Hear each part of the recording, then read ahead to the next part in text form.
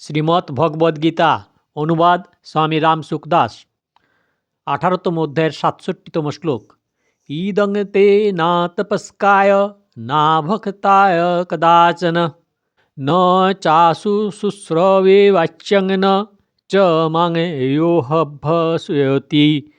এই অতি গুহ্যতম বচন অতপস্বীকে বলবে না, অভক্তও কখনো বলবে না। যে ব্যক্তি শুনতে আগ্রহী নয় তাকে বলবে না, এবং যে ব্যক্তি আমার প্রতি দোষ দৃষ্টি সম্পন্ন তাকেও বলবে না। ব্যাখ্যা: ইদংতে না তপস্কায়, আগের শ্লোকে উদ্ধৃত সর্বধর্মান পরিত্যজ্য মামেকং শরণং ব্রজ, এই সর্বগুহ্যতম বচনটির উদ্দেশ্যই এখানে ইদম পদটি ব্যবহৃত হয়েছে। নিজ কর্তব্য পালনকালে স্বাভাবিকভাবে যে কষ্ট উপস্থিত হয়, বিপরীত পরিস্থিতির উদ্ভব হয়, প্রসন্নতা সহকারে তাকে সহ্য করার নাম তপ। তপ ব্যতীত চিত্তে পবিত্রতা আসে না, আর পবিত্রতা না এলে সুউপদেশের ধারণ করা যায় না। তাই ভগবান বলেছেন যে যে ব্যক্তি তপস্বী নয় তাকে এই সর্বগুহ্যতম রহস্য জানাবে না।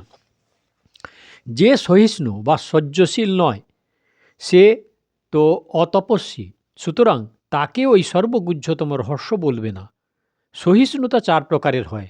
1. দ্বন্দ্ব সহিষ্ণুতা, রাগ, দেশ, হর্ষ, শোক, সুখ দুঃখ, মান অপমান, নিন্দা স্তুতি ইত্যাদি দ্বন্দ্বরহিত হওয়া। তে দ্বন্দ্বমোহ নির্মুক্তাঃ দ্বন্দ্বৈর্বিমুক্তাঃ সুখ দুঃখ সঙ্গৈঃ। 2. বেগ সহিষ্ণুতা, কাম, ক্রোধ, লোভ, দেশ ইত্যাদির বেগ উৎপন্ন হতে না দেওয়া। কাম ক্রোধোদ্ভবং বেগম। 3. পরমত সহিষ্ণুতা, অন্যের মতের মহিমা শুনে নিজ মতে সন্দেহ না হওয়া এবং তার মতে উদ্বিগ্ন না হওয়া। একং সখ্যং চ যোগং চ ইয়ঃ পশ্যতি স পশ্যতি। 4. পরোৎকর্ষ সহিষ্ণুতা, নিজের যোগ্যতা, অধিকার, পদ, ত্যাগ, তপস্যা ইত্যাদির ন্যূনতা আছে, তা সত্ত্বেও অন্যের যোগ্যতা, অধিকার ইত্যাদির প্রশংসা শুনে কোনরূপ বিকার মনের মধ্যে না আসা। বিমৎসরঃ হর্ষামর্ষভয়োদ্বৈগমুক্ত। সিদ্ধদের এই 4 সহিষ্ণুতা থাকে। যাদের এই সহিষ্ণুতার দিকে লক্ষ্য থাকে তাদের বলা হয় তপস্বী, আর যাদের লক্ষ্য থাকে না তারা অতপস্বী। এইরূপ অতপস্বী অর্থাৎ অসহিষ্ণুকে সর্বগুহ্যতম রহস্য না জানানোর উদ্দেশ্য হলই যে সকল ধর্ম আমাতে সমর্পণ করে তুমি অনন্যভাবে আমার শরণাগত হও। এই কথা শুনে তার মনে যদি কোনো বিপরীত চিন্তা বা দোষ এসে যায়, তাহলে সে আমার এই সর্বগুহ্যতম কথা সহ্য করতে পারবে না এবং তাকে অশ্রদ্ধা করবে। তার ফলে তার পতন হবে। অন্য ভাবটি হলো এই যে যার নিজ বৃত্তি, আচরণ, ভাব ইত্যাদি পরিশুদ্ধ করার উদ্দেশ্য থাকে না। সে আমার, তুমি আমার শরণ গ্রহণ করো, আমি তোমাকে সর্বপাপ থেকে মুক্ত করব, তুমি চিন্তা করো না। এই কথাটি শুনে আমি চিন্তা করব কেন?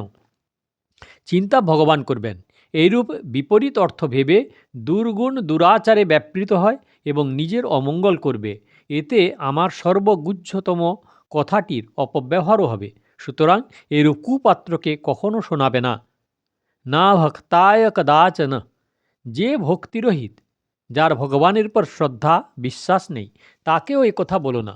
কারণ শ্রদ্ধা, বিশ্বাস এবং ভক্তি না থাকলে তার এইগুলির বিপরীত ধারণা হতে পারে যে ভগবান আত্মশ্লাঘাসম্পন্ন, স্বার্থপর এবং অপরকে নিজ বশে আনতে চান।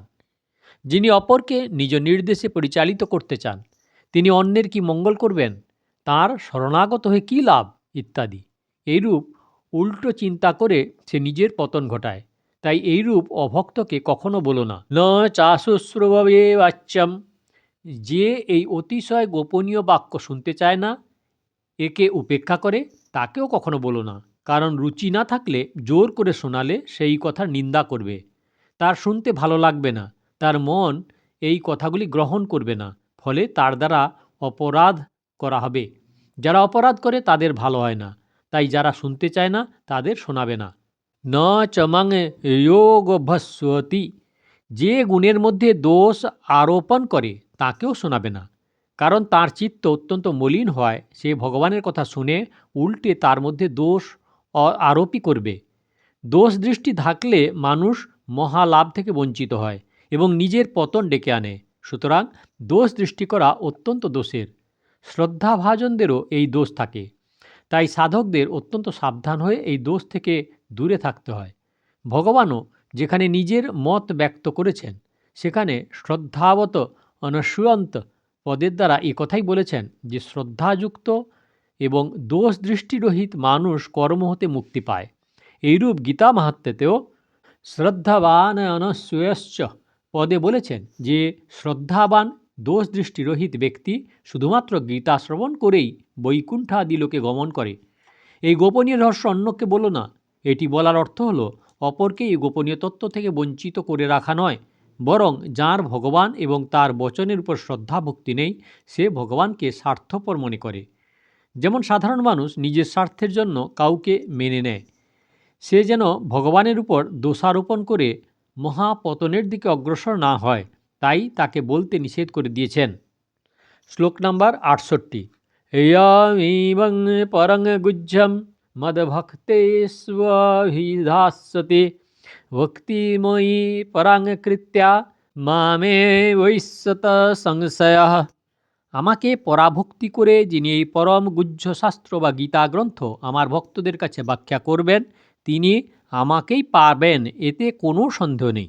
ব্যাখ্যা: ভক্তিময়ী পরাং কৃত্যা, যে ব্যক্তি আমাকে পরাভক্তি করে এই গীতাগ্রন্থের ব্যাখ্যা করেন, এর অর্থ লই যে অর্থ, মান, সম্মান, উপহার, পূজা, মান, মর্যাদা ইত্যাদি কোনো কিছুর জন্যই নয়, বরং ভগবানের কাছে ভক্তির উদ্রেক হয়, ভগবত ভাবের মনন হয়, এই সব ভাবের প্রচার প্রসার হয়, আলোচনা হয়, শুনে লোকের দুঃখ জ্বালা শোকাদি দূর হয়, সকলের কল্যাণ হয়।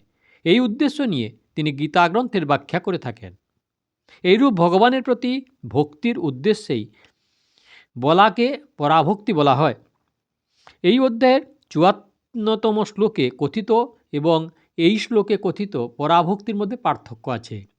ওই স্থানে মদভক্তি লভতে পরাম পদের দ্বারা বলা হয়েছে ব্রহ্মভূত হয়ে সাংখ্যযোগী পরাভক্তি প্রাপ্ত হন, অর্থাৎ ভগবানের সঙ্গে যে অনাদিকাল হতে সম্পর্ক থাকে তার স্মৃতি জাগরুক হয়। কিন্তু এই স্থানে জাগতিক মান মর্যাদা ইত্যাদি কোনো কিছুর কামনা না করে শুধুমাত্র ভগবত ভক্তির, ভগবত প্রেমের আকাঙ্ক্ষা রাখাকেই বলা হয় পরাভক্তি।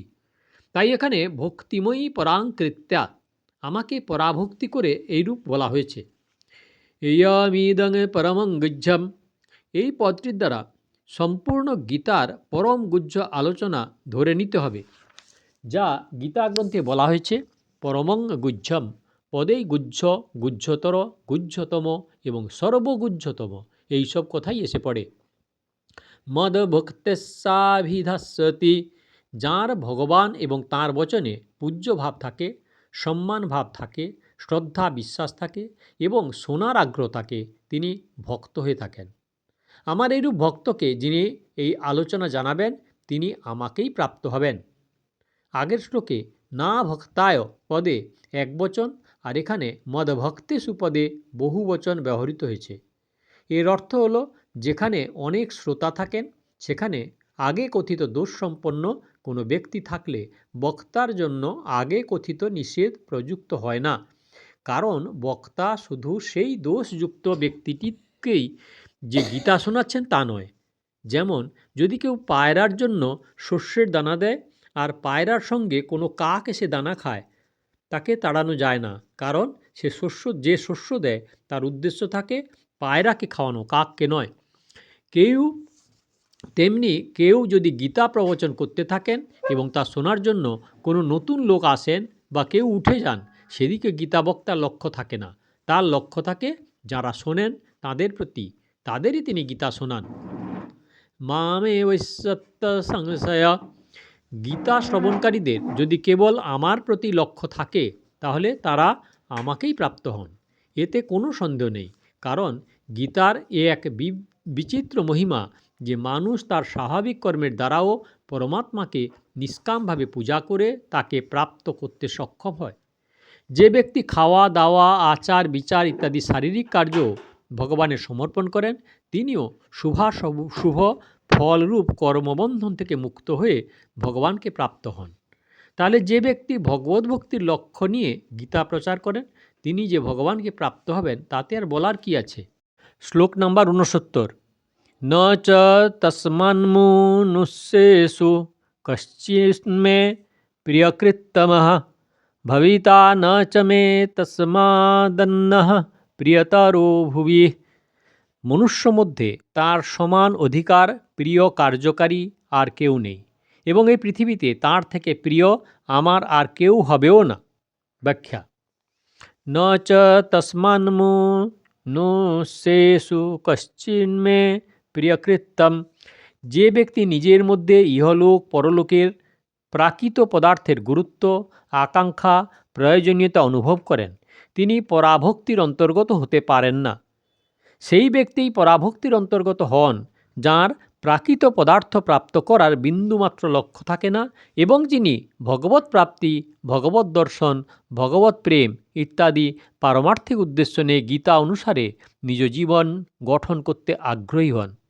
এইরূপ ব্যক্তি ভগবদ্গীতা প্রচারের অধিকারী হয়ে থাকেন। যদি তার মনে কখনো মান সম্মানাদির আকাঙ্ক্ষাও আসে না তবে তা স্থায়ী হয় না, কারণ মান সম্মান লাভ করা তার উদ্দেশ্য নয়। ভগবত ভক্তদের মধ্যে গীতা প্রচারকারীর উপরিউক্ত অধিকারী ব্যক্তিদের জন্যে তস্মাৎ পদটি ব্যবহার করে ভগবান বলেছেন যে মানুষের মধ্যে তার সম্মান আমার প্রিয়কৃত্তম অর্থাৎ অত্যন্ত প্রিয় কর্মকারী আর কেউ নেই, কেননা গীতা প্রচারের ন্যায় অন্য কোনো প্রিয়কর্ম আমার নেই। প্রিয়কৃত্তমঃ পদে যে কৃত পদটি উদ্ধৃত হয়েছে তার তাৎপর্য হল যে গীতা প্রচার করায় তার নিজের কোনো স্বার্থ থাকে না, মান মর্যাদা, সম্মান, শ্রদ্ধা ইত্যাদির কোনো আকাঙ্ক্ষা থাকে না। শুধুমাত্র ভগবত প্রীত্যর্থে গীতার ভাব তিনি প্রচার করেন। তাই তিনি প্রিয়কৃত্তম, ভগবানের অত্যন্ত প্রিয় কর্মকারী। মানুষের মধ্যে প্রিয়কৃত্তম বলার অর্থ হল যে মানুষেরই একমাত্র অধিকার থাকে ভগবানের অত্যন্ত প্রিয় হয়ে ওঠার। জগতে কামনাগুলির পূর্ণ করা কোনো মহত্ব বা বাহাদুরির ব্যাপার নয়। দেবতা, পশু পক্ষী, নারকীয় জীব, কীটপতঙ্গ, বৃক্ষ, লতা ইত্যাদি সকল প্রাণীরই কামনা পূর্ণ করার সুযোগ মেলে, কিন্তু কামনা পরিত্যাগ করে পরমাত্মাকে প্রাপ্তি করার সুযোগ একমাত্র মনুষ্য জন্মেই পাওয়া যায়। এই মনুষ্য জন্ম লাভ করে পরমাত্মাকে প্রাপ্তি করে পরমাত্মার অত্যন্ত প্রিয় হওয়াতেই মনুষ্য জন্মের সাফল্য। ভবিতা ন চ মে তস্মাদন্ন প্রিয়তরো ভুবি। যার মধ্যে নিজের মান মর্যাদার আকাঙ্ক্ষা থাকে, কিছুটা স্বার্থভাব থাকে, আর যার নিজের উদ্ধারে ও গীতা অনুযায়ী জীবন গঠন করার তেমন উদ্দেশ্য প্রিয়কৃত্তমের মতো তৈরি হয়নি, কিন্তু যার অন্তরে গীতার প্রতি বিশেষ শ্রদ্ধা আছে এবং গীতা পাঠ করানো, গীতা কণ্ঠস্থ করানো, গীতা মুদ্রিত করে তা সুলভ মূল্যে বিক্রি করা ইত্যাদি প্রচার কার্যে যিনি নিযুক্ত এবং লোকেদেরও যিনি গীতার প্রতি আকর্ষিত করেন, তার মতো পৃথিবীতে অন্য কেউ আমার কাছে প্রিয়তর হয় না। নিজ ধর্ম, সম্প্রদায়, সিদ্ধান্ত ইত্যাদি প্রচারকারী ব্যক্তি ভগবানের প্রিয় হলেও প্রিয়তর হয় না। কোনোভাবে গীতা প্রচার করলেই প্রিয়তর হয়ে ওঠে। ভগবদ্গীতাতে মানুষের উদ্ধারের জন্য এরূপ বিশেষ সহজ সরল কথা বলা হয়েছে যা মনুষ্যমাত্রে পালন করতে সক্ষম, অর্থাৎ যিনি গীতাকে সম্মান করেন তিনি হিন্দু, মুসলমান, খ্রিস্টান, ইহুদি, পার্সি, শিখ, বৌদ্ধ বা অন্য যে কোনো ধর্মেরই হোক না কেন, যে কোনো দেশ, বেশ, বর্ণ, আশ্রম, সম্প্রদায়েরই হোক না কেন, নিজ রুচি অনুযায়ী যে কোনো রীতি, নিয়ম, সিদ্ধান্ত মানুষ না কেন, তিনি যদি নিজের কোনো প্রকার আগ্রহ না রেখে পক্ষপাতিত্ব ত্যাগ করে, কোনো প্রাণীকে দুঃখ দেওয়ার চেষ্টা ত্যাগ করে, মনে কোনো প্রকার ইহলোক পরলোকের বিনাশশীল বস্তুর কামনা না রেখে, নিজের কোনো সম্প্রদায় বা আশ্রম তৈরির উদ্দেশ্য না করে শুধুমাত্র নিজের কল্যাণের উদ্দেশ্যে গীতা অনুসারে চলেন, সর্বতোভাবে অকর্তব্য পরিত্যাগ করে প্রাপ্ত পরিস্থিতি অনুযায়ী লোকহিতার্থে নিষ্কামভাবে কর্তব্য পালন করেন, তাহলে তিনিও জীবিকা সম্বন্ধীয় খাওয়া দাওয়া, শয়ন, জাগরণ এবং শরীর সম্বন্ধীয় সমস্ত প্রকার কাজ করেও পরমাত্মাকে লাভ করতে পারেন, মহা আনন্দ, মহা সুখ প্রাপ্ত করতে সক্ষম হন। গীতা বেশ আশ্রম, অবস্থা, ক্রিয়া ইত্যাদির পরিবর্তনের কথা বলে না, বরং পরিমার্জন করার কথা বলে, অর্থাৎ শুধুমাত্র নিজের ভাব ও উদ্দেশ্যকে শুদ্ধ করার কথা বলে। গীতার এই সব যুক্তিগুলি যারা ভগবানের উদ্দেশ্যে গমনকারী ভক্তদের বলেন, তাঁদের পারমার্থিক পথে অগ্রসর হওয়ার আগ্রহ বাড়ে, প্রশ্নের সমাধান হয়, সাধন পথের প্রতিবন্ধকতা দূর হয়, পারমার্থিক পথের বাধা অপসারিত হয়। ফলে তাঁরা উৎসাহপূর্বক অনায়াসে অতি শীঘ্রই নিজ লক্ষ্য প্রাপ্ত করতে সক্ষম হন। তাই তিনি ভগবানের সবথেকে অধিক প্রিয় হন, কারণ ভগবান জীবের উদ্ধারের অত্যন্ত সন্তুষ্ট হন এবং প্রসন্ন হন। এ হলো 18তম অধ্যায়ের শ্লোক নাম্বার 67, 68, 69। দয়া করে সাবস্ক্রাইব করবেন, লাইক করবেন, শেয়ার করবেন আর কমেন্ট করবেন। আর ভক্তগণ, সাধকগণ, সাধক সঞ্জীবনী শ্রীমদ্ ভগবদ্গীতার শুরু থেকে শুনতে হলে কাকন বাসুতে ক্লিক করে ভিডিও দেখুন, আর আগের ভিডিওর জন্য দয়া করে অপেক্ষা করুন।